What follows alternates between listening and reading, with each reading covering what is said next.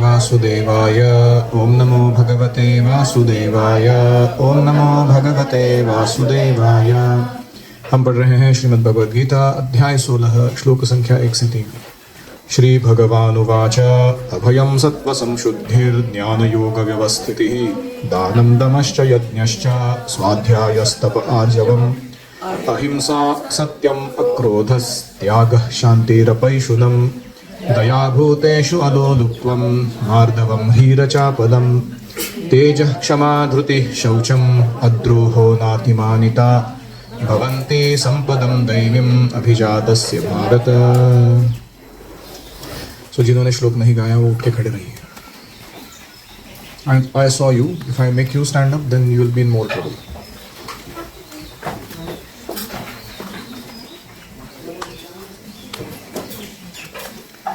Stock जम के लिए जाइए।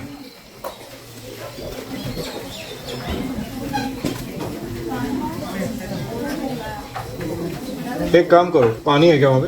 कपड़ा गंदा होएगा। 10 पुशअप 10 सेटअप मारो। इधर इधर इधर ही आओ, वापस आओ, वापस आओ, इधर आके करो। की जगह 9 मारा है या 8 मारा है तो तुम्हारे इंटेग्रिटी या धर्म पालन में छेद हो चुका है और वहां से माया एंट्री मारने वाली है तुम्हारे लाइफ में। क्योंकि आदेश पालन के साथ क्या आता है? कृपा आती है। और वो कृपा नहीं आएगी अगर तुमने चीट करने का प्रयास किया तो। नुकसान मेरा कोई नहीं, तुमको अपना नुकसान खुद करा के लेना है। पैर पे कुल्हाड़ी मारनी है, मार लो तुम। This is basic integrity in life कि पनिशमेंट को भी फुल्ली भुगतने का, ऐसा नहीं कि हाफ हार्टेडली भुगतने का उसमें। हो आता लक्ष देना का जो क्लास में चल रहा है, जो be appropriate in the moment. Recitation के टाइम रिसाइटेशन करना है, प्रेयर के टाइम प्रेयर करना है, जय राधा माधव के टाइम जय राधा माधव गाना है, इधर उधर देखना नहीं है। और क्लास में बहुत ध्यान से सुनते हुए नोट्स बनाते हुए चलना है। किसके पास नोटबुक नहीं है? ऐसा है कोई जीव यहाँ पर बिना नोटबुक के आया हुआ? पेन नहीं है? अभी सेटअप्स में कौन से पुराने बॉयज के हाथ उठाइए जिन्होंने सेटअप्स किया। पुराने बॉयज के हाथ उठाइए, मुझे देखने दीजिए कितने अच्छे आप पुराने वाले। ट्रेनिंग करा करा के जान डाल डाल के ये लोग कुछ नहीं सीखना चाहते। गलत। प्रहलाद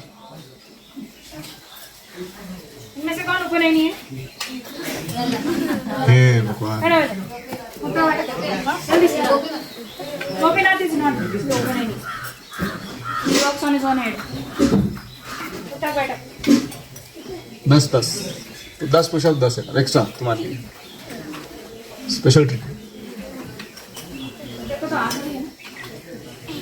एक्चुअली ये ऐसा है ना श्लोक कि आप जितना इसको रिसाइट करोगे ना वो आपके चित्त में उतरेगा। ये क्वालिटीज उतरेंगे आपके हृदय में। It is that powerful. लेकिन आपको अगर करना ही नहीं है तो क्या होगा? घूमने नहीं जाना इधर। पकड़ांगे इधर। Hare Krishna. Okay, now pay attention. भाषांतर।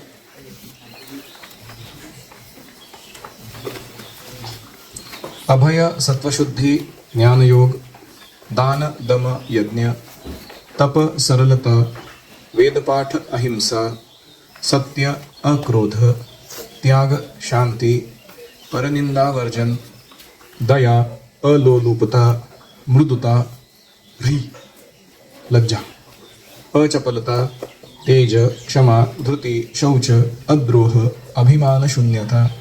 इन 26 गुणों को दैवी संपद कहा गया है। शुद्ध क्षण में जन्म होने पर यह संपद प्राप्त होते हैं। हरि ओम सहना भवतु सहना भुनक्तु सह वीर्यं करवावहै तेजस्विनावधीतमस्तु मा विद्विषावहै। ओम शांति शांति शांतिः। ओम अज्ञानतिमिरान्धस्य ज्ञानाञ्जनशलाकया चक्षुरुन्मीलितं येन तस्मै श्रीगुरवे नमः। जय श्री कृष्ण चैतन्य प्रभु नित्यानंद श्री अद्वैत गदाधर श्रीवासादि गौर भक्तवृंद। हरे कृष्णा कृष्णा कृष्णा हरे हरे, हरे राम राम राम हरे हरे। हरि ओम तत्सत्। हरे कृष्णा। तो हम पढ़ चुके हैं अभी तक अभयम, सत्व संशुद्धि, ज्ञान योग व्यवस्थिति, खास करके सन्यासियों के गुण। फिर दानम दमश्च यज्ञश्च गृहस्थों के लिए, स्वाध्याय ब्रह्मचारियों के लिए। अब ये है अगला वाला तप, यह है वानप्रस्थों के लिए। और फिर आर्जवम चारों वर्णों के लिए, चारों आश्रमों के लिए। तो अभी तपस्या का वर्णन सुनने जा रहे हैं। तपस्या वानप्रस्थों के लिए है। मनुष्य को जीवन भर गृहस्थ ही नहीं बने रहना चाहिए। उसे स्मरण रखना होगा कि जीवन के 4 विभाग हैं, ब्रह्मचर्य, गृहस्थ, वानप्रस्थ तथा संन्यास। अतएव गृहस्थ रहने के बाद उसे विरक्त हो जाना चाहिए। यदि कोई 100 वर्ष जीवित रहता है तो उसे 25 वर्ष ब्रह्मचर्य, 25 वर्ष गृहस्थ, 25 वर्ष तक वानप्रस्थ और 25 वर्ष तक संन्यास का जीवन बिताना चाहिए। अगर 80 है तो जीवन 20 वर्ष ब्रह्मचर्य, 20 वर्ष गृहस्थ, 20 वर्ष वानप्रस्थ, 20 वर्ष संन्यास। तो ये वैदिक धार्मिक अनुशासन के नियम है। गृहस्थ जीवन से विरक्त होने पर मनुष्य को शरीर, मन तथा वाणी का संयम बरतना चाहिए। यही तपस्या है। समग्र वर्णाश्रम धर्म समाज तपस्या के निमित्त है। तपस्या के बिना किसी को मुक्ति नहीं मिल सकती।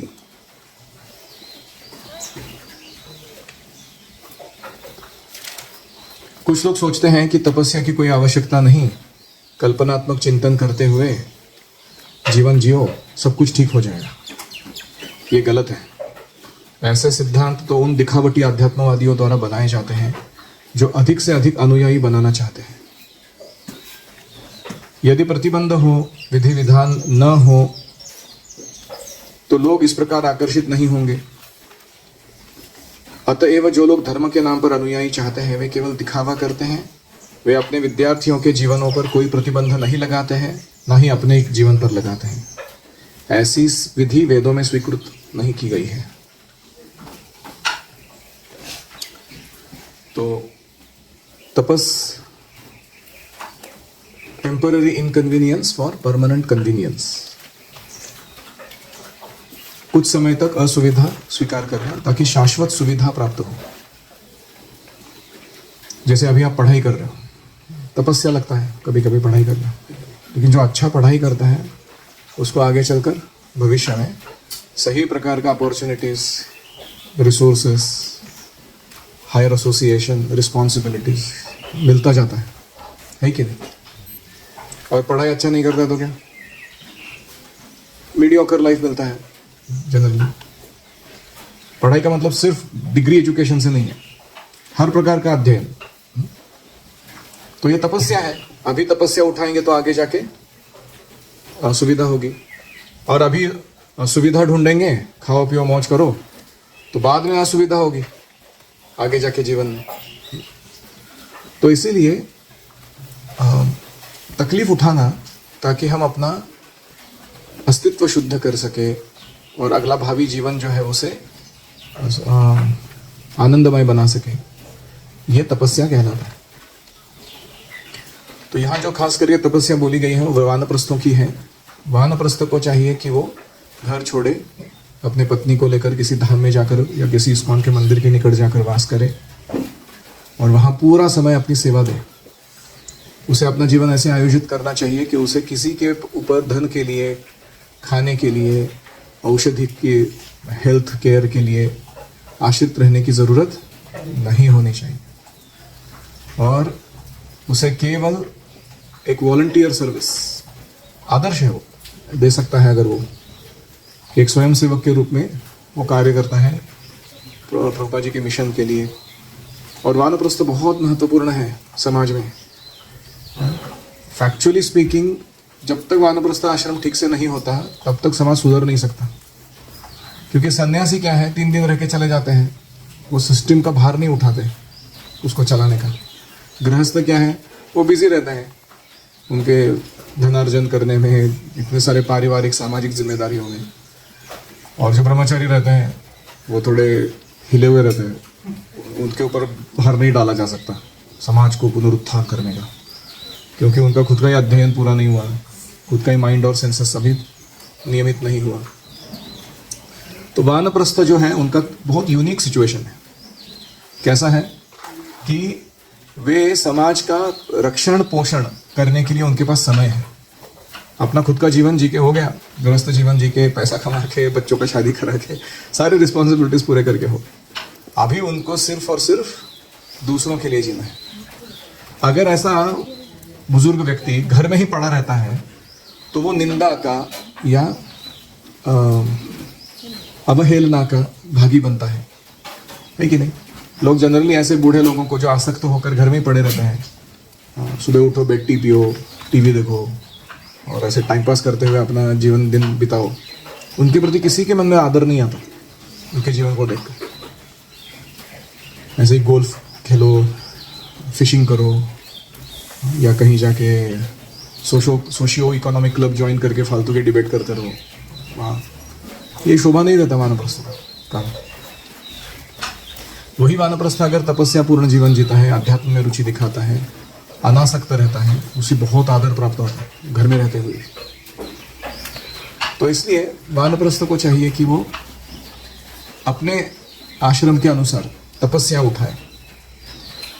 तो वानप्रस्थ जो है वो बाहु है, सन्यासी क्या है, सर है विराट पुरुष के। वानप्रस्थ बाहु है, गृहस्थ पेट है, ब्रह्मचारी पैर है, लेग्स। लेग्स क्या प्रोवाइड करते हैं, मूवमेंट।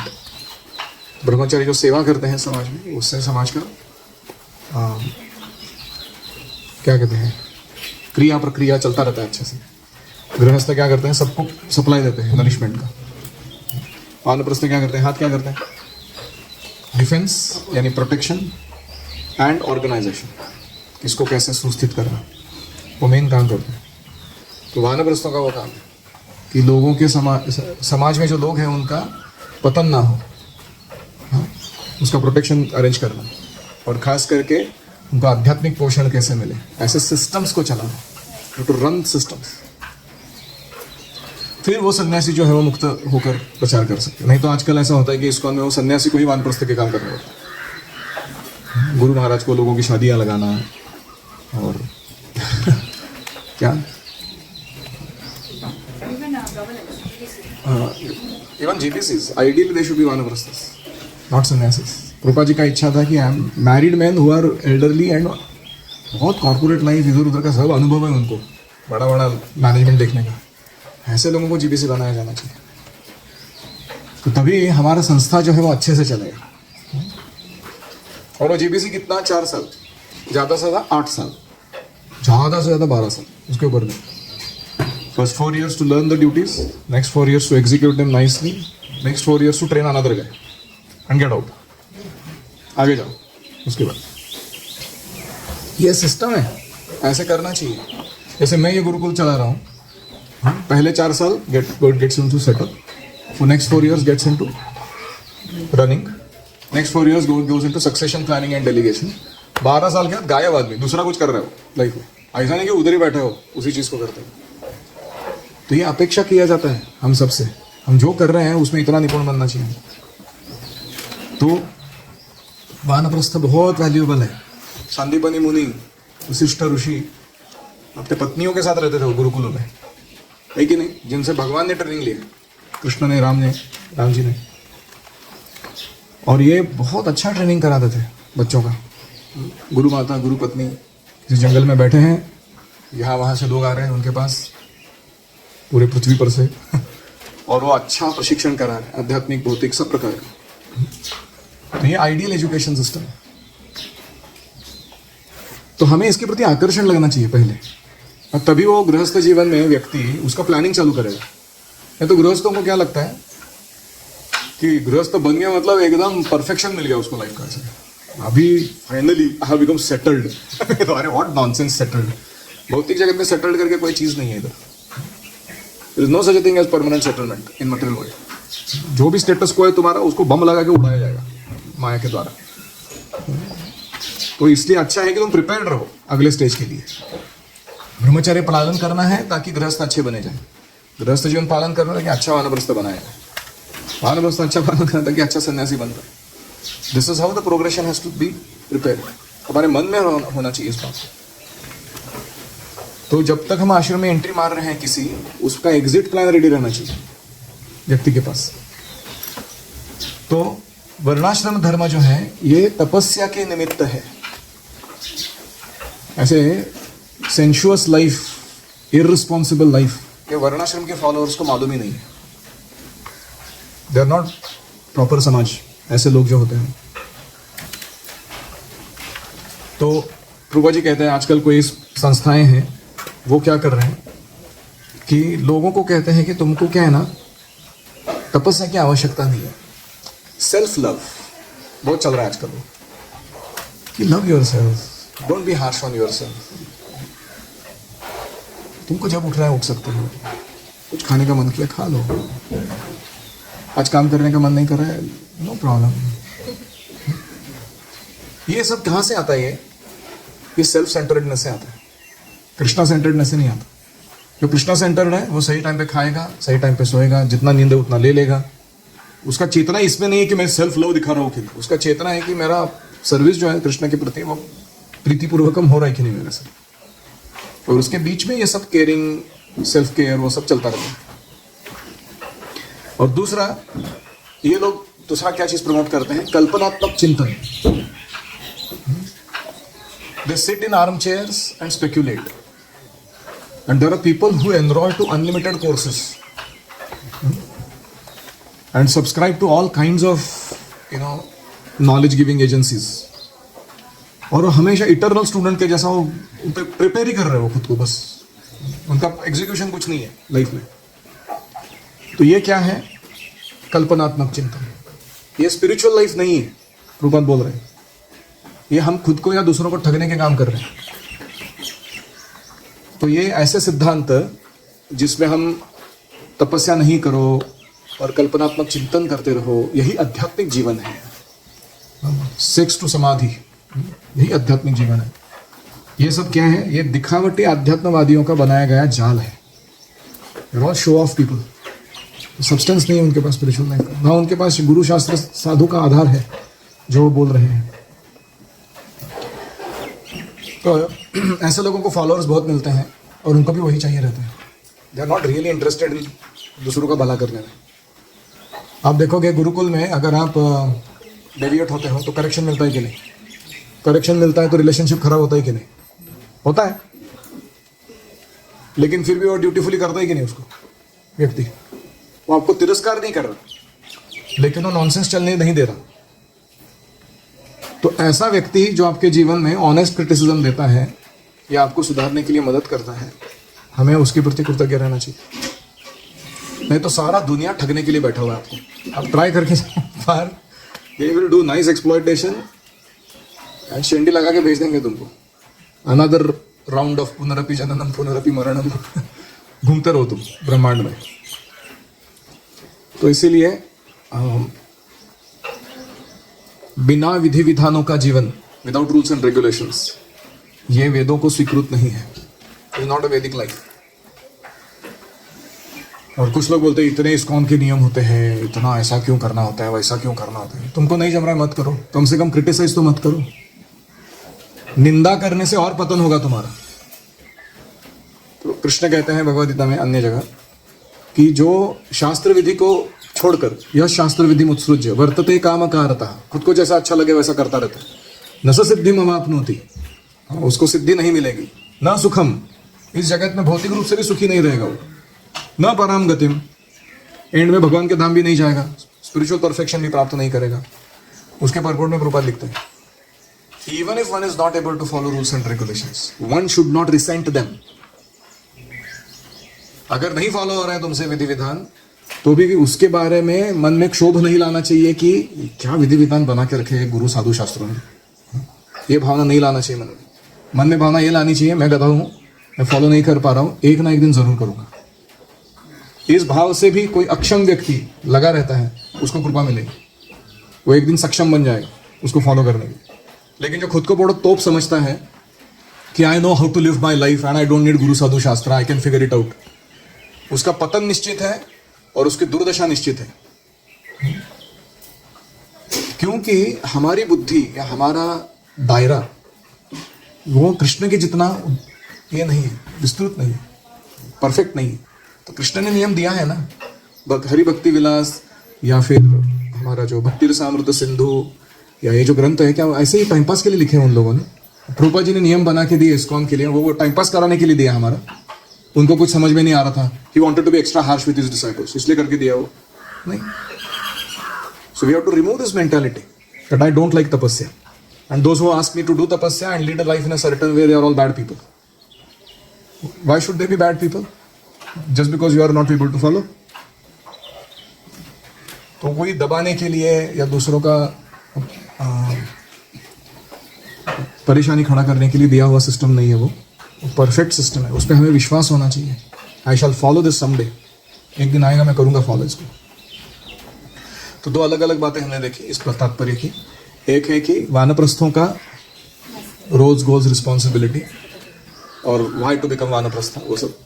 और दूसरा पॉइंट हमने देखा कि तपस्या जब उठानी पड़ती है, विधि विधान जब पालन करने पड़ते हैं, तो हमारा उसके प्रति अप्रोच कैसा रहना चाहिए। एनी कमेंट्स और questions?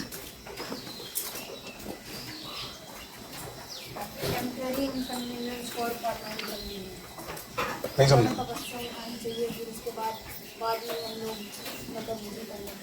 Very nice, good thought. अगर हस्बैंड चाहते हैं कि वानप्रस्थ का लाइफस्टाइल फॉलो करें, वाइफ सपोर्ट नहीं करती, उस टाइम हस्बैंड क्या करें? तो अगर वो गृहस्थ आश्रम है तो उसको क्यों वानप्रस्थ का लाइफस्टाइल फॉलो करना है? अगर उस स्टेज में अच्छा, 50 की उम्र के बाद ऐसे बोल। ओके ओके, मुझे लग रहा है कि वो गृहस्थ आश्रम में है और वो बोल रहा है कि अभी मैं वानप्रस्थ जैसा जीऊंगा। वो नहीं चलेगा, उसको गृहस्थ जैसा ही जीना पड़ेगा। अति घाई संकटात नहीं, ऐसा मराठी में कहते हैं। जब बहुत ज्यादा हरी करते हैं हम चीज तो खतरे में आ सकते हैं। भुक्त भोगा परित्यक्ता दृष्ट दोषा च नित्यशः ईश्वरस्य अशुभम धत्ते स्वे महिमनि स्थितस्य च। जो भगवान की महानता को, अपनी लहानता को, भगवान के प्रति अपने सेवा को, कर्तव्य को ठीक ठीक समझ जाता है, भुक्त भोगा परित्यक्ता, वो भोग के उसको छोड़ देता है। दृष्ट दोषाच नित्यशः, क्योंकि वो भौतिक जीवन के अंदर दोष निकाल सकता है। You can find faults in materialistic way of living. तो ऐसा व्यक्ति ही धीरे धीरे विरक्ति पे आगे बढ़ता है, वो अब्रप्टली नहीं होता। इसीलिए बिना प्रॉपरली ये आश्रम सारे अंडरगो किए बिना हम अचानक जंप नहीं मारते विरक्ति के लेवल पे। तो इसलिए अगर पति 50 का हो गया, पत्नी हो गई 50 की, और वो फिर भी नहीं चाहते कि गृहस्थ आश्रम छोड़े वगैरह, तो क्या करना चाहिए? तो पत्नी को थोड़ा हायर टेस्ट देने की ज़रूरत है, और रिलेशनशिप जो है उसमें अश्योरेंस जिसको कहते हैं कि ये नया जीवन स्वीकृत करने से कोई नुकसान नहीं होने वाला। हमारा जो भी तुम्हारे मन में आ रहा है कि ऐसा इनसिक्योरिटी हो जाएगा, ये प्लेजर नहीं मिलेंगे, वो सब उसको एड्रेस करना ज़रूरी है। और तीसरा है कि उनको हायर एसोसिएशन चाहिए, वो आपके एसोसिएशन से बदलने वाले नहीं हो लोग, they also need higher association. तो पति को आयोजित करना चाहिए कि किसी अन्य वानप्रस्थ माताओं के संपर्क में आए हो और उनका जीवन शैली देखे, उनसे प्रेरणा दे, रिलेशनशिप अच्छा बनाए उनके साथ। तो धीरे धीरे संभावना है कि ट्रांसफॉर्मेशन हो जाए। We can do what we can do. अगर उसके बाद भी नहीं होता है, sit in your own home and chant Hare Krishna very nicely and go back to God. Let the wife go wherever she wants in her next life.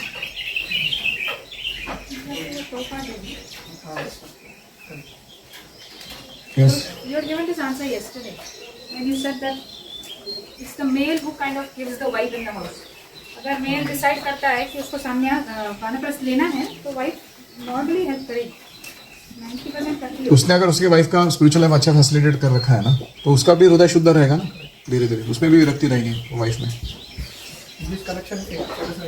Generally we tend to blame the wife. I am saying that we should also put some blame on the husband also कि उसने क्या किया cultural engineering अपने घर का। आपका एक statement याद है लास्ट क्लास में आपने बताया कि स्त्री मतलब एक्सपेंशन।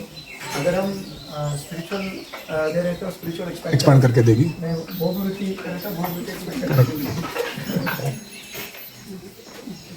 अगर कोई 45 के बाद कौन से जोड़ा है तो उसको वर्णक्रम मतलब मैं वानप्रस्थ कैसे फॉलो करेगा। कोई 45 की उम्र में अगर भक्ति में आ गया तो वानप्रस्थ अचानक कैसे लेगा? वो नहीं लेना चाहिए उसको अचानक। कोई चीज़ अचानक नहीं करनी चाहिए। हर चीज़ को गुरु के आदेशानुसार, मार्गदर्शन के अनुसार, वरिष्ठों के करना चाहिए।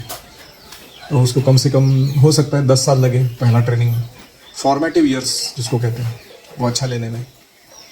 फिर उसको बहुत सारा आयोजन करना होगा, सेल्फ सफिशिएंसी, सस्टेनेबिलिटी खुद के लिए, फिर वो जम कर सकता है।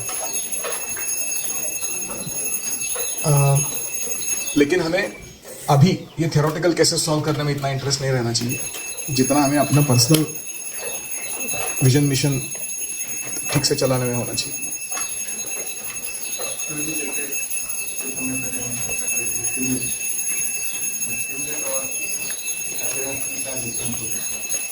स्टिम्युलेट और अपीयरेंस मतलब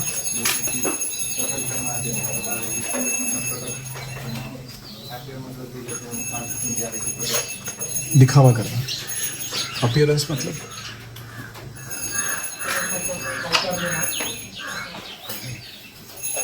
I didn't even understand the question properly.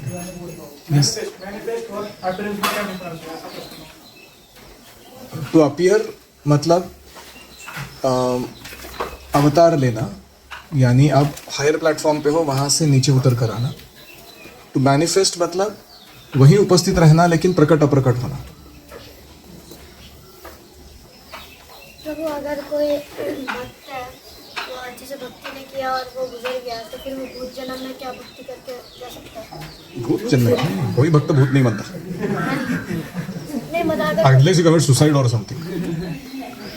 भक्त का भविष्य बहुत उज्जवल है, अगला जन्म बहुत ग्लोरियस है उसके लिए।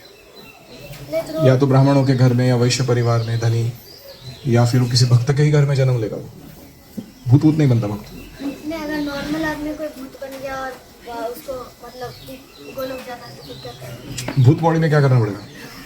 भूत बॉडी में उसको भक्तों का संग करना पड़ेगा, भागवत कथा सुननी पड़ेगी, और जहाँ हरि कथा हरिनाम हो रहा है वहाँ रहना पड़ेगा थोड़ा।